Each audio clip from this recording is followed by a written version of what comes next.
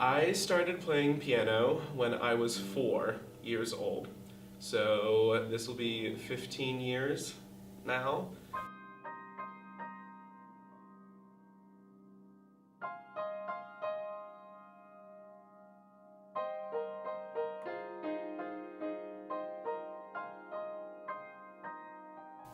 Well, it wasn't until about I was 10 years old that my teacher developed Alzheimer's, unfortunately, and she stopped giving piano lessons. So for the next 2 years or so, I really didn't do anything with piano, and it wasn't until I discovered my dad's Beatles records that I fell in love with music all over again.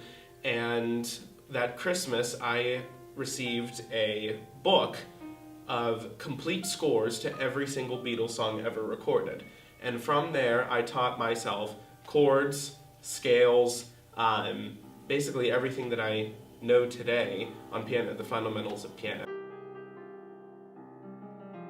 You can ask a lot of musicians and they'll say that the piano is the mother of all instruments. And once I started taking piano lessons, eventually I picked up guitar as well, and I took guitar lessons for a number of years.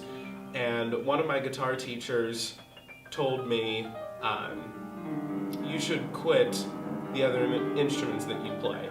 Because by that point, I also started playing trumpet with the band at school, so piano, guitar, and trumpet.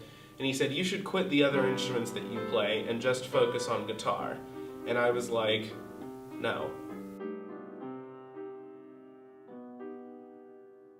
And I'm glad that I said no, because eventually I learned I taught myself how to play the oboe, for God's sake. So that's like 4 instruments that are completely all over the place from each other, but I was able to do that because of piano. And not only that, but I've also done a lot with arranging music for different ensembles, for jazz band, concert band, marching band, choral groups, etc. And I'm telling you now, none of that would have happened had I never learned how to play piano. So I thank Nancy and Gus Karafilis for making me learn how to play the piano.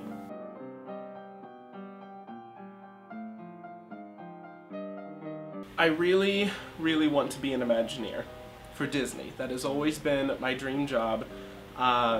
It's always something that I've wanted to do. And in high school, whenever the time came to, decide, quote unquote, what I was going to be pursuing, I thought to myself, Imagineers are people who have technical knowledge and artistic knowledge. And I have a lot of artistic background, and I would, at the time, I intended on pursuing artistic things throughout college, which is something that I fulfilled and continue to do so. So I thought, I need to pursue a major in something more technically based. So that's what led me to mechanical engineering.